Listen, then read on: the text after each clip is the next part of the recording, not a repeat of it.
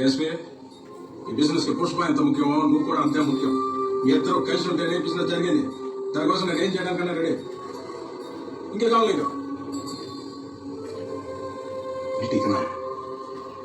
పెద్ద కష్టం ఏంటో తెలుసా? మన శత్రువుని ఏం చేస్తే మన పగ తీరుస్తుందో తెలియకపోవడం. పుష్పతో సారీ చేపిస్తామా? పుష్ప సారీ చెప్పాను. మీరు చెప్పమంటే పుష్ప సారీ చెప్పాను. కానీ చెప్తే బదే ఉంటుంది కదా.